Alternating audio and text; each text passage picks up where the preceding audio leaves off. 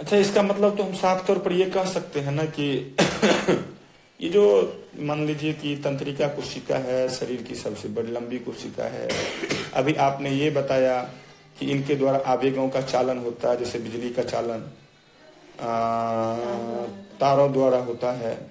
उसी ठीक प्रकार से आवेगों का चालन तार की तरह लंबी पतली तंत्रिका कोशिकाओं द्वारा शरीर के विभिन्न भागों में होता है। तो इसका मतलब ये हुआ कि ये जो आवेग का जो चालन होगा हमारे शरीर के अंदर, वो किसके द्वारा होगा? तंत्रिका कोशिका के माध्यम से होगा। तो हम ये जानना चाहते हैं, क्या ये भी बात सही है कि कोशिका की संख्या जीव के शरीर के आकार पर निर्भर करती है? हाँ। ये मतलब कैसे बता सकते हैं आप? जैसे चूहे के शरीर में कोशिका और हाथी के शरीर के कोशिका, दोनों का कोशिका विभिन्न होते हैं। अच्छा, इसका मतलब ये हुआ कि जिसका शरीर मान लीजिए छोटा है, अगर छोटा शरीर है तो उसमें कोशिका की संख्या क्या होगी? कम होगी। अगर हाथी विशाल जीव है तो उसमें कोशिकाओं की संख्या अधिक होगी। इसका मतलब ये हुआ कि कोशिका का जो संख्या निर्भर करता है उसके शरीर के आकार पर निर्भर करता है। यही बात है ना? ठीक है। थोड़ा हम जीवन स्तर में भी कुछ बात कर लेते हैं आपसे। तो ये जो मान लीजिए कि कोशिका का जो समूह होता है, जिसे उत्तक कहते हैं, उसमें अलग अलग प्रकार के कोशिका रहता है कि एक सी रचना और एक सा काम करने जैसे वाली कोशिका रहती है। एक सी रचना और एक सी कार्य करने वाली कोशिका रहती है। अच्छा, मतलब मान लीजिए कि ये हाथ बना, ये उंगलियां बन रही है, ये एक। अच्छा, हम ये बात कर रहे थे आपसे कि एक सी रचना और एक सा कार्य करने वाली कोशिकाओं के समूह को उत्तक कहते हैं। आप तो यही बोले हैं ना?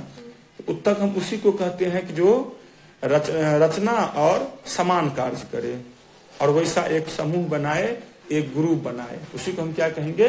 उत्तक कहेंगे। मान लीजिए यहाँ से यहाँ तक हाथ का निर्माण हो रहा है, तो इसमें किस प्रकार का कोशिका का समूह रहना चाहिए ताकि एक अंग तंत्र बन जाए, एक अंग बन जाए? एक सी रचना और एक सी कार्य करने वाली कोशिका के समूह। मतलब इसमें अगर अलग अलग टाइप के कोशिका नहीं आ सकते, वही कोशिका आ सकते हैं इसके निर्माण में, खास करके या किसी अंग के निर्माण में जो कोशिकाओं का समूह बनता है। कहने का मतलब है रचना एक जैसी होनी चाहिए और एक जैसा काम करने वाली कोशिका होनी चाहिए, और उसी के समूह को आप क्या बताए हैं? उत्तक। बाकी सब जहां जहां पे अलग अलग अंगों का निर्माण होता है तो वहां पर अलग अलग समूह और जैसे वो काम करने वाले होते हैं वैसे कोशिकाओं का क्या बनता है? समूह बनता है। यही कहना चाहते हैं ना? ठीक है। तो इसका मतलब ये हो जाएगा कि पाचन तंत्र में अलग समूह बनेगा, परिसंचरण तंत्र में अलग समूह बनेगा, क्योंकि जहां पर जैसा रचना और कार्य की जरूरत पड़ेगी उस हिसाब का जो है वो क्या बनेगा? उत्तक तैयार कर लेगा। और ढेर सारे उत्तक मिलकर क्या बना लेंगे? फिर एक अंग बनाएंगे। नहीं, मान लीजिए एक अंग में कोशिकाओं का हमने जान लिया कि किस प्रकार से अंग का निर्माण होना है। यानी इसका मतलब ये हो गया कि उत्तकों के समूह जो किसी विशेष कार्य को संपन्न करते हैं तथा जिनका स्पेशलिस्ट संरचनात्मक गठन होता है, उन चीज को हम अंग कहते हैं। नहीं, अंग कहते हैं। तो ठीक है, ये बात तो हम समझ गए हैं। अब आप मुझे बता दीजिए कोशिका के इतिहास के बारे में थोड़ा बताइए। ठीक है, तो हम समझ गए हैं यहाँ तक के बारे में। अब हमें थोड़ा कोशिका के इतिहास के बारे में बता दीजिए। बता सकते हैं?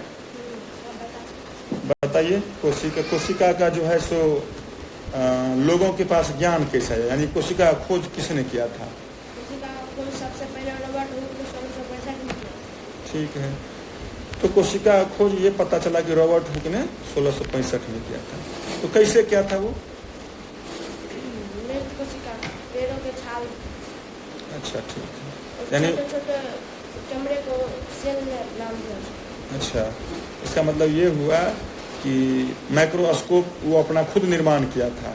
नहीं, और कॉर्क होता है, कॉर्क की एक पतली काट में अनेक सूक्ष्म मोटी भित्ति वाली मधुमक्खी की छत्ते जैसे उन्होंने अपने माइक्रोस्कोप में देखा, संरचना किया, और उस संरचना को उन्होंने क्या कहा?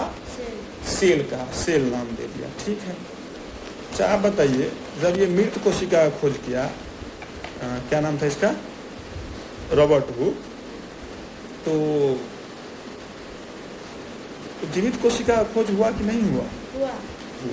तो कौन किया इसको? जीवित कोशिका का खोज ल्यूवेनहॉक 1674 में किया। अच्छा ठीक है, जीवित कोशिका का खोज जो है सो ल्यूवेनहॉक ने किया था 1674 में। अच्छा, उसके अलावा ढेर सारी प्रक्रियाएं बढ़ती गई, काम बढ़ता गया, प्रोसेस बढ़ता गया, नहीं? तो इन सभी चीज़ को देखते हुए कई चीज़ों का खोज हुआ होगा। उसके बाद आपको क्या पता कि उसके बाद क्या कौन कौन सा चीज़ का खोज हुआ था, बताइएगा। क्या केंद्रक सब का भी खोज हुआ होगा? कब हुआ था केंद्रक का खोज? अच्छा, और एक पुरकिंजे नाम था, पुरकिंजे का नाम हम सुने थे, पुरकिंजे का नाम वो अच्छा, तो पुरकिंजे के बारे में पता होगा कुछ? बताइए। जीव द्रव्य का खोज पुरकिंजे ने किया। कब किया था? अच्छा, कोई ऐसा होगा जो कोशिका का सिद्धांत दिया होगा? कोशिका सिद्धांत दिया। कौन दिया था? स्लाइडेन और स्वान ने। कब दिया था? 1839 में। अच्छा, ये जो इसमें एक शब्द हम देख रहे थे कि कोशिका का विभाजन के बारे में कौन बताया था? बिरचो। कब बताया था ये? 1855। अच्छा, 1800। ये क्या बताया था कोशिका विभाजन के बारे में? कोशिका का विभाजन पुराने कोशिका से ही होता है, यानी मतलब पहले से जो मौजूद कोशिका है उसी कोशिका से नए कोशिका का निर्माण होता है, यही ना? अच्छा ठीक है। अच्छा, एक इसमें और हम बुक में पॉइंट देख रहे हैं कि इलेक्ट्रॉन माइक्रोस्कोप, इसका खोज किसने किया था? एमनॉल एवं इरस्का ने किया 1931। अच्छा ठीक है, तो इससे क्या फायदा मिला? इसके मान लीजिए कि ये जो इलेक्ट्रॉन माइक्रोस्कोप की जो खोज हुआ, इससे क्या पता चला, क्या फायदा हुआ इससे, पता है? सभी चीज को आसानी से देख पाते थे। क्या सभी चीज को आसानी से देख पाते थे? यानी हम तो ये पूछ रहे हैं कि ये जो मान लीजिए कि माइक्रोस्कोप का जो खोज हुआ, जितने भी कोशिकांग हैं, छोटी छोटी चीज, उसके बारे में ज़्यादा से ज़्यादा हमें क्या मिला? जानकारी मिला। ठीक है, थोड़ा और एक बार हम आगे देखते हैं क्या है। इसमें लिखा हुआ है कोशिका की संरचना। तो कोशिका का निर्माण विभिन्न घटकों से होता है जिन्हें कोशिकांग कहते हैं। ठीक है, तो सबसे पहले हम इसमें ये जान पाएंगे आपसे, जैसे कि हम आप बताए थे कि कोशिका की संरचना के अध्ययन में मुझे माइक्रोस्कोप की जरूरत पड़ी, सूक्ष्म। तो आपने फिर से मुझे एक बार बताइए, कोशिकांग का नाम बताइए। अंतःपर्दवीय जालिका, गोल्जी उपकरण, राइबोसोम, लाइसोसोम, माइटोकॉन्ड्रिया, लवक, राजधानी आदि। अच्छा ठीक है, तो अभी आपने ये बताया मुझे कि लाइसोसोम है, राइबोसोम है, माइटोकॉन्ड्रिया है, अंतःपर्दवीय जालिका है। मैं ये जानना चाहता हूँ कि ये जो अंतःपर्दवीय जालिका है, जिसे हम एंडोप्लाज्मिक रेटिकुलम, यही ना? एंडोप्लाज्मिक रेटिकुलम, ER शॉर्टकट में, नहीं, एंडोप्लाज्मिक रेटिकुलम के बारे में जो जानती, क्या है इसके बारे में बता दीजिए थोड़ा सा।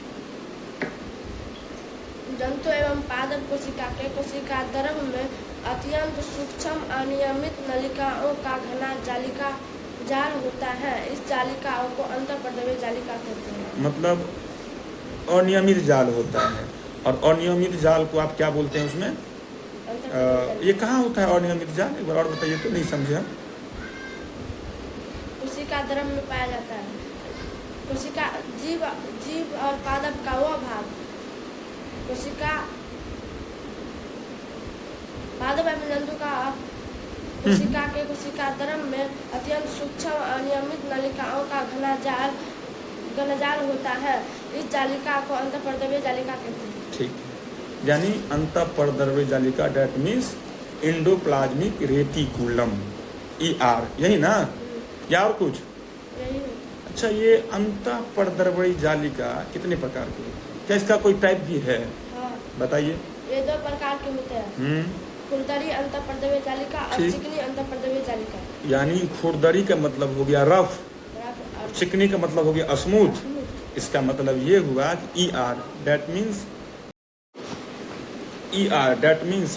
एंडोप्लाज्मिक रेटिकुलम जो है इसको आपने बताया कि 2 प्रकार के होते हैं, यानी एगो होता है खुरदरी और एगो होता है चिकनी। That means smooth and rough.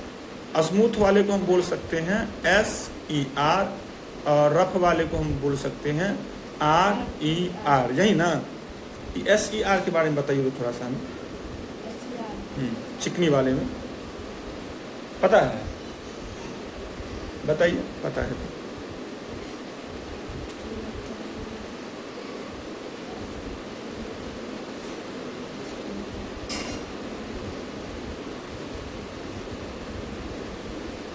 कोई बात नहीं, गलती होगा और क्या होगा, बताइए।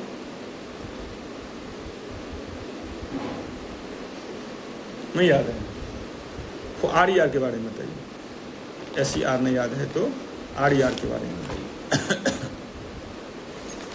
अच्छा छोड़िए, SE और RER के बारे में नहीं बताएंगे मुझे, तो ये जो अंतःपरद्रवणी जालिका है इसके बारे में बता दीजिए कि ये तो आप बता दिए घने जाल हैं। हम बताए थे SER के बारे में भी और RER के बारे में भी। और SER के बारे में आपको बताना चाहिए था। RER के बारे में बताए थे प्रोटीन संश्लेषण में मदद करता है ये हैं। SER के बारे में बताते थे वसा और कोलेस्ट्रॉल में ये भाग लेती है, नहीं कुछ वसा प्रोटीन के साथ मिलकर कोशिका झिल्ली बनाने में सहायता प्रदान करती है, SER था। RER के बारे में बताए थे प्रोटीन संश्लेषण का काम करता है, सबको याद रखना चाहिए ना। अच्छा कोई बात नहीं, वेरी गुड यहाँ तक। अच्छा ये तो अभी आपने मुझे एक ही कोशिकांग के बारे में बताया है, राइबोसोम के बारे में, लाइसोसोम के बारे में, ये क्या बोलते हैं अंतःपरद्रवणी जालिका के बारे में बताएं आप, एंडोप्लाज्मिक रेटिकुलम के बारे में बताए हैं। मुझे आप ये बता दीजिए राइबोसोम के बारे में बताइए। राइबोसोम यह अंतःपरद्रव्य जालिका